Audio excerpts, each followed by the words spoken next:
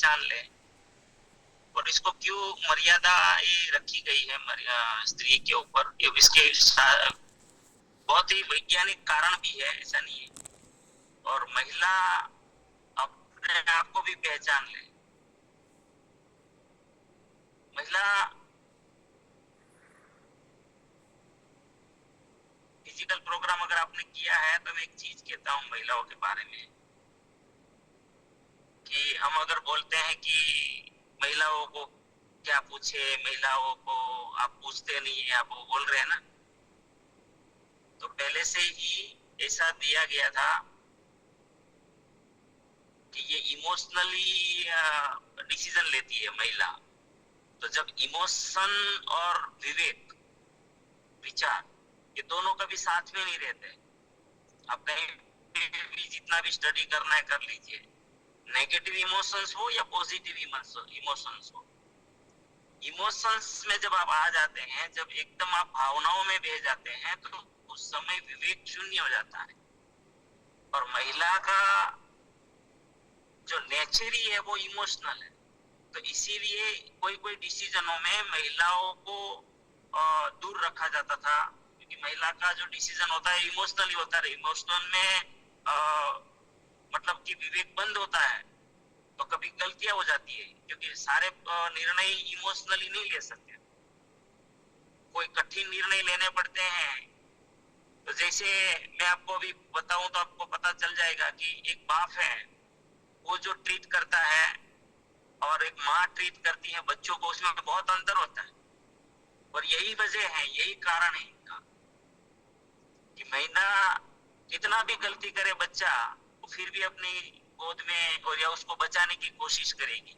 वो ये नहीं देखेगी कि कल अगर ये इसका गुण है वो ये बड़ा हो जाएगा। तो महिला क्या है, एक इमोशनली, वो मेरा बेटा है, बस मेरा है, वो इमोशंस में आ जाती है, फिर वो कड़क डिसीजन नहीं ले पाती है। तो इसीलिए एक ये चीज जो है धीरे धीरे धीरे इसके ऊपर कंट्रोल की गई। और इनका अर्थ ये नहीं कि महिला में विवेक नहीं है। महिला में जितना विवेक है ना, मैं तो ये कहता हूँ कि महिला में जितनी बुद्धि है, अगर कोई कहते कि उसकी बुद्धि घुटनों में, या कहावत बन गई है पूरी दुनिया में, लेकिन और हमारे हमारे गुजराती में बोलते हैं कि पगनी पानी में, मतलब पैर के वो जो एडी में है, इसको बोलते हैं इसको। और मैं ऐसा कहता हूं कि महिलाओं की जो बुद्धि है वो पैर के पंजों से लेकर सिर तक पूरे बॉडी में होता है। और मैं ये किस आधार पे बोलता हूं कि आप देखिए, हम सांसारिक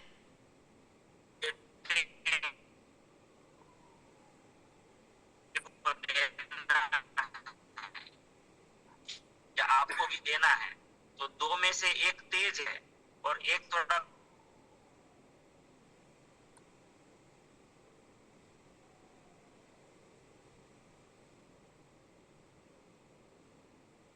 आवाज नहीं आ रही। ये ग्रोथ करेगा, ये आगे बढ़ाएगा, ये आ रहा है आवाज? ये अभी आया बीच में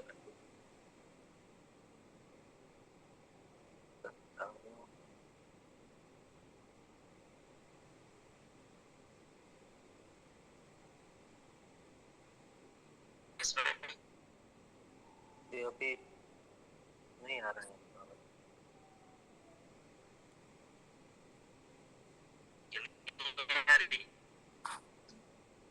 आ रही है? जी अभी आई। हेलो? जी जी आ रही है सर। अब आ रही है? अगर कट रही है तो बोल देना।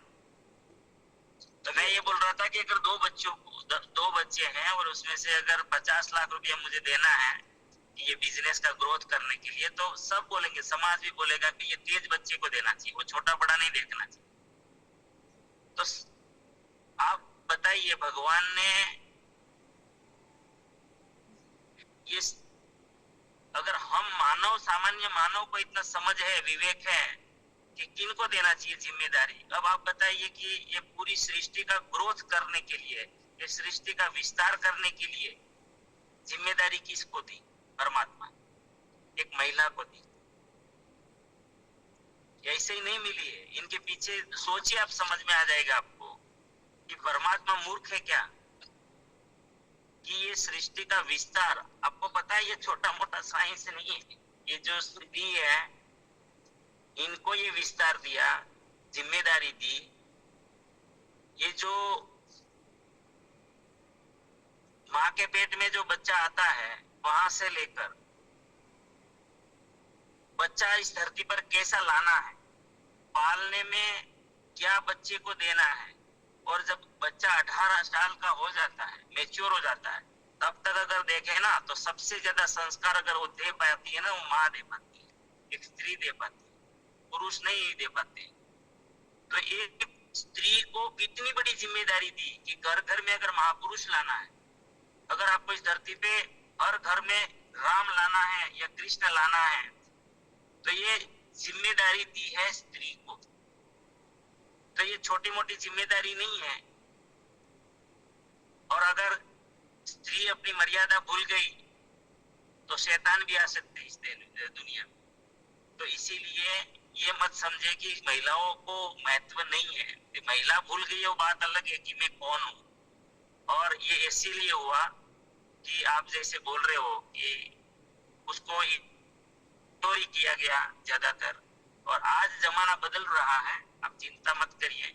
आपकी चिंता जो है वो भी धीरे धीरे ये कम होती जाएगी। आजकल बहुत बदलाव आ रहा है, लेकिन मर्यादा इसीलिए कि इतना बड़ा जब जिम्मेदारी महिला के ऊपर है, और अगर महिला को दाग लगे, महिला के चारित्र को अगर दाग लगे, तो फिर वो मतलब कि पूरा फैमिली नष्ट हो जाता है, और इनका असर पूरे फैमिली पर आता है, उनके बच्चों के जीवन पर आता है।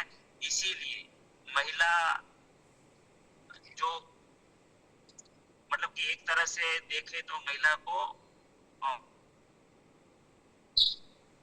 मतलब पवित्र रखने के लिए ही ये सब कर किया गया है। ऐसा इसका कोई मतलब ये नहीं कि महिलाओं को गलत नजर से, कोई लोगों की दृष्टि खराब है तो फिर सोच ही खराब है, सोच ही गंदी है, तो वो लोगों की बात ही अलग है।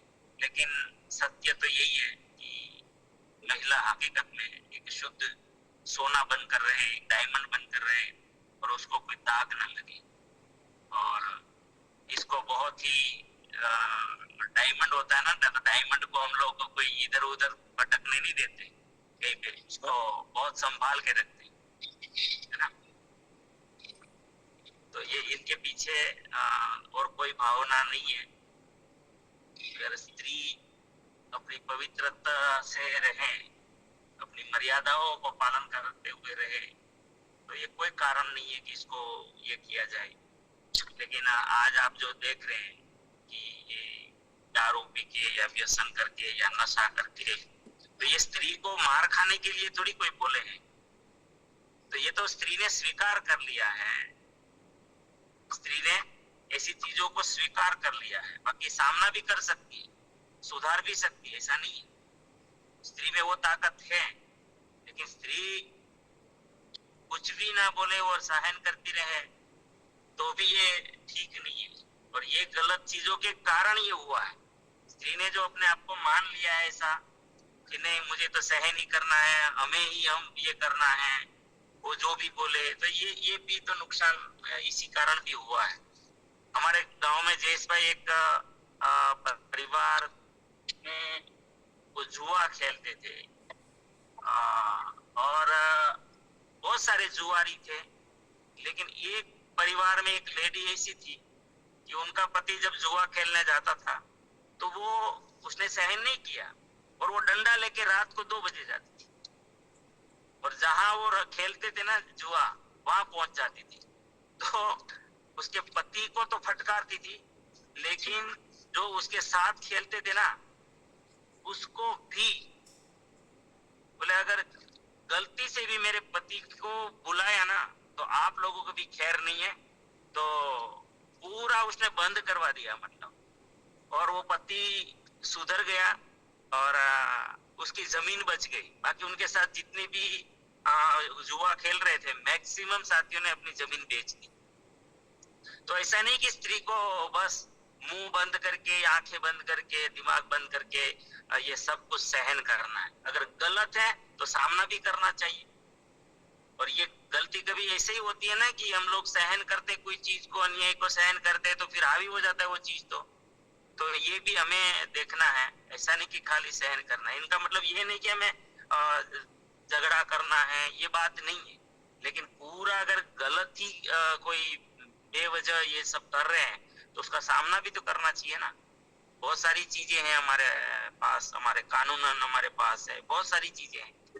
तो इसीलिए हमें इन चीजों को थोड़ा अलग, फिर भी एक दिन में आपको बहुत अच्छे से इनकी चर्चा करेंगे, ऐसा नहीं है। क्योंकि ये बहुत जरूरी है आजकल, ये बहुत तकलीफ है, हम भी देख रहे हैं। और लेकिन सबके लिए एक समान केस भी नहीं होता, सब अलग अलग चीजें होती है ना। सिचुएशन सबकी अलग अलग रहती है। और पूरा एनालिसिस के बिना अगर कोई किसी के एक सबके लिए एक समान बात भी नहीं कर सकते हम।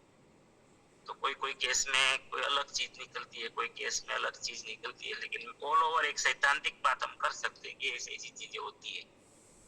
ठीक है, तो ऐसा नहीं कि अगर ऐसे परिवार में ऐसे पुरुष है कि दारू पी के आता है और मारता है तो ऐसे मार नहीं खानी है, ऐसे मार नहीं खानी, ऐसा सहन नहीं करना। ये तो गलत हो गया। इसको तो अब हम लोग महत्व दे रहे हैं उनको।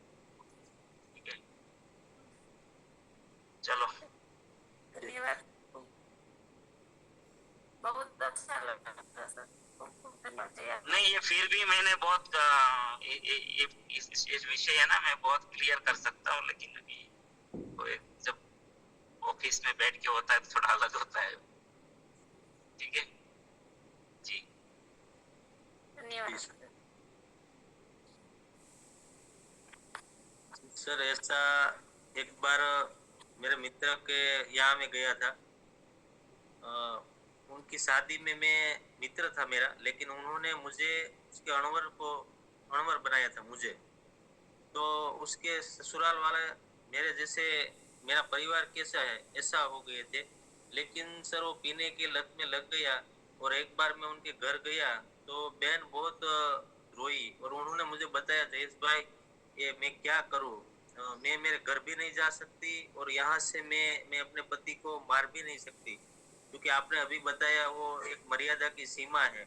तो इतनी घुट घुट के वो जी रही थी। और मैंने उसके घर पे जाकर मेरे मुंह से शब्द भी नहीं निकल रहे थे। तो मेरी आंख में भी आंसू आ गए थे कि मैं एक बार इनके यहाँ अणवर बन के गया था, तब ये बहन कैसी थी और अब कैसी हो गई है। लेकिन कई बार ऐसा होता है, मैंने उन्हें बोला कि आप ऐसे आपके पति को डांटो तो क्या होगा। तो वो बोली कि मैं ये नहीं कर सकती, मेरे घर भी नहीं जा सकती, क्योंकि वहां पे अगर मैं जाऊंगी तो मेरे पिताजी की गांव में जो इज्जत है वो नहीं रहेगी। ये बेटी जो वहां से उनके पति को मारकर यहाँ आ गई है, और यहाँ पे अगर ऐसा कुछ करेगी तो ये गांव में बदनामी होगी। तो कई बार ऐसा होता है कि पत्नी सहन करती जाती है बदनामी के कारण, कि मेरे परिवार की कोई बदनामी ना हो, उसी तरह से भी सहन कर रही है। लेकिन मैंने आपसे जो सीखा है माइंड पावर, तो मैंने उसे बताया कि आप सुबह शाम जब भी आपको समय मिले, आप ऐसा सोचे कि मेरे पति बहुत सुधर गए हैं, अभी नहीं पी रहे हैं। तो मैं लगभग 1 महीने पहले उसके घर गया था, तो बहुत सारा बदलाव उनके घर में आ गया है। और उनकी बेटी 2 है, थोड़ी बड़ी हो गई है, 5वां 6वां धोरण में है। तो थोड़ा बदलाव भी आ गया है और सभी काम पे लगे। लेकिन उसके पीने की आदत है। लेकिन मैंने फिर भी उसे बताया, आप मेरे मित्र हो, लेकिन आप जब तक पीना बंद नहीं करोगे तब तक मैं आपके घर नहीं आऊंगा। बहुत बार उन्होंने बोला मेरे घर तुम आ ही नहीं रहे हो, जब मेरे शादी में आए थे उनके बाद तुम आ ही नहीं रहो। मैंने उसे बोला कि आपके घर में जो हो मैं उसे बहन मानता हूँ, भले मैं आपका अणवर बना था, लेकिन जब तक आप पीना बंद नहीं करोगे तब तक मैं आपके घर नहीं आऊंगा। तो कहीं ऐसी बातें होती है, वो भी महिला सहन करती है सर। नहीं, यहीं और पे ही जयेश भाई, ये हम लोग यहीं पे मार खा रहे हैं। ये महिलाएं जो मार खा रही है ना, यहीं पे खा रही है। इसका मतलब ये थोड़ी है कि आप स्त्री है तो ये आप कुछ, देखो सामना करना है, ये मारने की बात नहीं है, वो तो करना भी नहीं चाहिए कभी जीवन में। लेकिन ये चीजें हैं, एक स्टोरी है। एक सांप था, कोबरा। तो वो कहीं एक मंदिर के पास रहता था। तो लोग जब आते थे वो काट लेता था बहुत लोगों को। तो इनका इतना त्रास कि लोग मंदिर आना बंद कर दिया। तो जो उसके मेन गुरुजी थे वहां पर, वो बहुत तपस्वी थे। तो फिर लोगों ने कंप्लेन कर दी कि ये लोग मंदिर आना क्यों बंद हो गए। जब वो बोलने लगे तो बोले यहाँ वो सांप एक है और कई लोगों को उसने काट लिया है और लोग डर के मारे नहीं आ रहे। तो फिर उसने वो जो सांप था उसको अपनी तपश्चर्या से उसको ये कर दिया कि यार आज के बाद तू किसी को कुछ नहीं कर पाएगा और तेरी जो ताकत है काटने की और वही मैं नष्ट कर देता हूँ तुझे। तो बोला नहीं नहीं गुरु, मेरी गलती में अभी है, छोड़ दूंगा सब चीजें। तो आपको कि तू बिल्कुल अभी किसी को काटेगा नहीं। तो सब गांव वालों को पता चल गया कि ये सांप का ऐसा हो गया है और गुरुजी ने इनको ये बांध लिया है, मतलब एक तरह से कि ये किसी को काटेगा नहीं। तो फिर वो धीरे धीरे क्या हुआ, गांव वालों को पता चला अब तो ये काटेगा ही नहीं। तो उसको लोग परेशान करने लग गए। अब ये स्टोरी से ही समझ जाओगे, लोग इतना परेशान करने लग गए कि जैसे पहले लोगों का ये सांप का जितना त्रास था वही त्रासदी अब लोगों की हो गई सांप के ऊपर।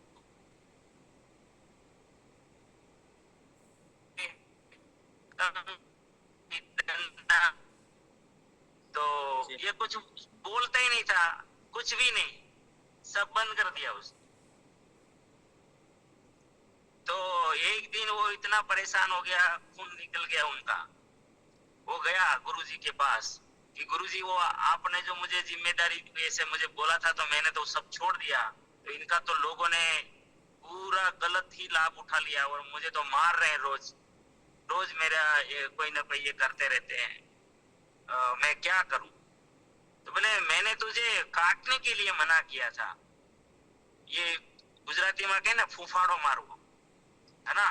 तो मैंने वो फूफाड़ा मारने से थोड़ी तुझे मना किया था। तो ऐसे मर्यादाओं के कारण स्त्रियों को अगर ये मर्यादाओं में रहना है तो इसका मतलब ये नहीं कि अगर इतना सहन करना है कि दारू पी के कोई मारे और कुछ बोलो ही नहीं, ऐसा थोड़ी है। सामने भले काटना नहीं है लेकिन अपना ये थोड़ा हाव तो रहना चाहिए, है ना। हिंदी में क्या बोलते हैं मुझे नहीं पता सर, आपको जैसे वो डर, एक खौफ, क्या बोलते हैं, हाँ। तो ये खौफ रहना चाहिए, ऐसा नहीं कि खौफ को छोड़ दे आप। तो ये अगर महिला समझ लेने इन चीज को कि भले हमें झगड़ा नहीं करना है, हमें अपनी मर्यादाओं में जीना है, ऐसा नहीं है, लेकिन खौफ ही कुआं आप खत्म कर दो तो फिर तो लोग यही करेंगे आपके साथ। तो ये सब चीजें हैं। अगर आप एक एग्जाम्पल के कारण अगर समझ गए हो, खास करके सरोज बहन, तो ये गलती यहीं से हुई है कि हमारा खौफ छोड़ दिया हमने, है ना। हमें किसी से न झगड़ना है न मारना है जी। तो थोड़ा अपना है ना, हर किसी का प्रश्न है, मैं तो समझ जाती हाँ ये हर किसी का है, हर किसी का है। मेरी बीवी का भी मैं बोलूँ ना, उनको भी ऐसा करना चाहिए। सबको करना चाहिए। और ये सब नहीं करते हैं ना, इसीलिए अगर पुरुष को भी तो कंट्रोल, ये देखो दारू पीना, ये सब मर्यादाओं को तोड़ के कुछ भी पूरे परिवार को बर्बाद कर देते हैं पुरुष जब। तो अगर तब तक आप खौफ ही नहीं बताओगे तो ये तो बर्बाद हो जाएगा सब। दोनों तरफ मर्यादाएं तो होनी चाहिए। तो बिल्कुल ऐसी बातों में इनका मतलब, ये मैंने इसीलिए एग्जाम्पल लिया कि इसको उल्टा नहीं लेना है, इसको सीधा लेना है, ठीक है जी। तो जयेश भाई आप भी जो बोल रहे हैं ना, वो केस में भी वैसा ही होना चाहिए। पिताजी का क्या होगा, मेरा गांव क्या होगा, उसको खौफ तो बताना चाहिए। ऐसे भले हमें कोई मारना झगड़ना नहीं है, झगड़ना भी नहीं है मेरे को, लेकिन खौफ तो होना चाहिए, है ना। आप काटोगे नहीं, ये ठीक छोटे तो दुनिया मार डालेगी आप। रोज खून निकालेगी, रोज मारेगी। जी चलो टाइम हो गया, प्रार्थना कर दीजिए। अच्छा जी सर, 2 मिनट है। 5 मिनट है सर।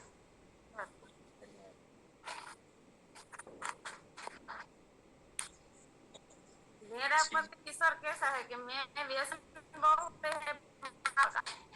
तो मैं बार बार कहती हूँ ना कि आप मावा छोड़ दो, मावा छोड़ दो, તો મને ઈ ઘર છોડીને બહાર વયા જાય ઘડીક વાર માટે, અડધી કલાક માટે.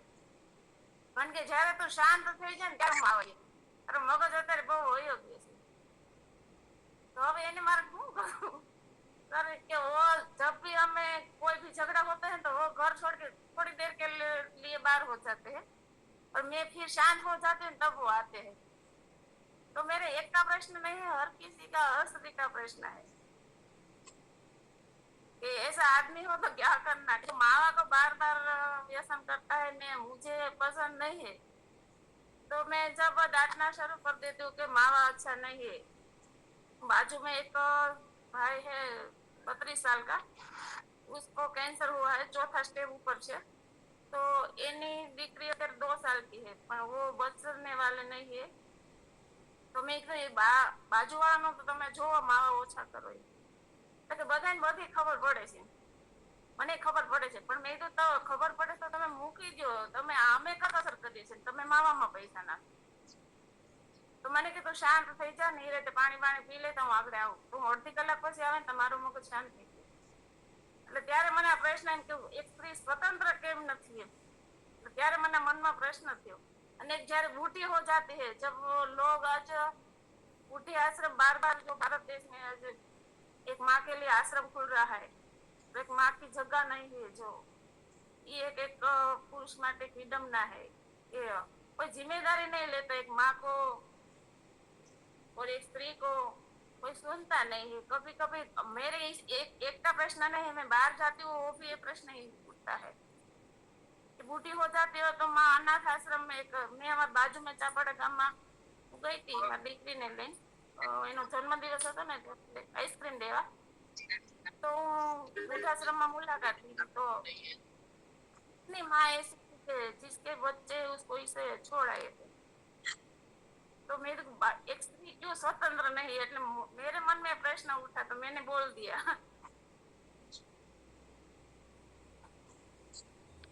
नहीं, बहुत अच्छा किया। और मैं आपको इसको है ना विस्तार से बहुत ही अच्छे से कभी जवाब दूंगा। ये सब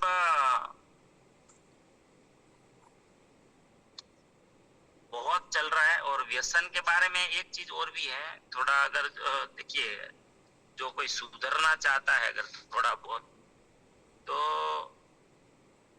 उसको थोड़ा अलग तरीके से भी लेना है और थर्ड पार्टी करवाना है। और जब आप ही खुद ही बोलोगे ना आपके परिवार में, तो वो ज्यादा उसका ईगो हर्ट होता है पुरुष का। हाँ, तो उसकी जगह अगर आप थर्ड पार्टी करवाते हैं किसी की, जैसे कोई हमारे कोई सीनियर आ गए और सीनियर के पास आप थर्ड पार्टी करवा देते हैं, तो लगभग बहुत फायदा होता है। मैं ज्यादातर व्यसन ऐसे ही छुड़वाया हूँ बहुत लोगों का। और उसकी तरफ भी होना है। देखो एक चीज सरोज बेन, ये भी हमें ध्यान रखना है कि एक बार हो गया जो गलत रास्ते पे चले गए ना, उसको एक दूसरे तरीके से भी हम लोग वापस ला सकते हैं। आज तक क्या हो रहा है, अभी ज्यादातर लोग नफरत करने लग जाते हैं। और मैं उस परिवार को थोड़ा उल्टा सिखा रहा हूँ महिलाओं को कि भाई ये इनको नफरत ही मिलती है, वो एक गलत ट्रैक पे चला है तो उसको क्या करो, उसको प्रेम की बहुत जरूरत होती है। आपको ये भी बताऊं, मैं भी पुरुष हूं, तो हर पुरुष को बहुत प्यार की भी आवश्यकता होती है। वो जब पूरा परेशान होके दुनिया भर की झंझटें दिन भर सहन करता है और घर पे जब आए फिर अगर आप डांटना शुरू करो तो और उनका टेंशन बढ़ जाता है और वो थोड़ा स्ट्रेस लेने लग जाता है। तो फिर धीरे धीरे धीरे धीरे तो रोज का हुआ ना, तो एक दिन पूरा वातावरण ही खराब हो जाता है और इसकी नेगेटिव इफेक्ट बॉडी पे भी आती है, रिलेशन पे भी आती है। अगर हम सुधारना चाहे तो एक मौका ये भी लेना चाहिए हमें कि एक बार उसके प्रति अच्छा सोचना शुरू कर दो और अच्छा बोलना शुरू कर दो और सबके सामने वो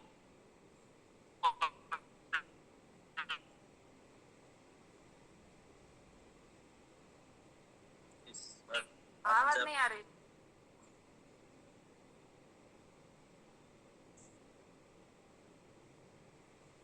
समय हो चुका है।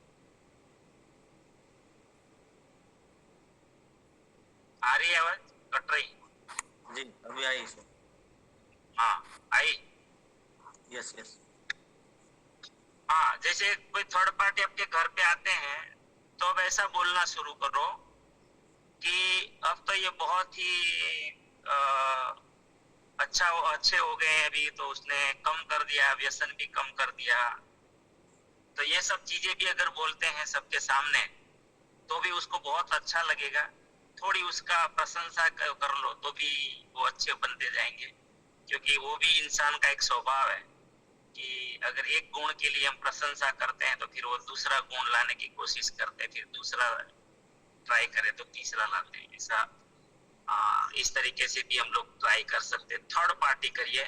अगर आप ज्यादा बोलते रहोगे ना तो और ईगो हट होता है और नेगेटिव होता जाता है और बिगड़ता जाता है और फिर अंदर की प्रोसेस चालू हो जाती है नफरत की। तो फिर हमारे अंदर गैप बढ़ जाता है, फिर खाली फॉर्मेलिटीज रहती है, घर पे आते हैं बस यही प्यार निकल जाता है। तो ये भी एक कोशिश करनी चाहिए। जी जयेश भाई, टाइम हो गया जी गुरुकुल का। आप सभी के लिए मैं प्रार्थना करता हूँ, आप सभी के जीवन में हमारे आरसीएम के द्वारा, आरसीएम सिस्टम के द्वारा, हमारे साथियों के द्वारा अनंत अनंत सुख, अनंत अनंत स्वास्थ्य, यश, कीर्ति, मान, सम्मान, प्रेम प्राप्त हो। आपकी चाहत से हजारों हजारों गुना ज्यादा आपको सफलता प्राप्त हो। आप जहाँ भी जाए आपको मान मिले, सम्मान मिले, सत्कार मिले, प्यार मिले, स्वीकार मिले, आदर मिले। आपकी अच्छी और सही बातों को सब कोई स्वीकार करे, माने। आज का दिन, आज तक की जिंदगी का सर्वश्रेष्ठ और शुभ दिन हो, मंगलमय दिन हो, खुशियों का दिन हो। आज आपको मिले और आप जिनको भी मिले उनका भी कल्याण हो, कल्याण हो, कल्याण। इस प्रार्थना को आप सभी साथी स्वीकार करेंगे और हम सब प्रार्थना करेंगे कि मेरी दुनिया में सब कुछ सर्वश्रेष्ठ और कल्याणकारी हो रहा है। Day by day, in every way I am getting better and better. मैं प्रत्येक को प्यार करता हूँ, बिना शर्त माफ करता हूँ। जाने अनजाने में कोई गलती हुई हो तो माफ। मुझे किसी से कोई शिकायत नहीं है और मुझे और किसी को भी मुझसे कोई शिकायत ना हो। सबका धन्यवाद, सबका धन्यवाद।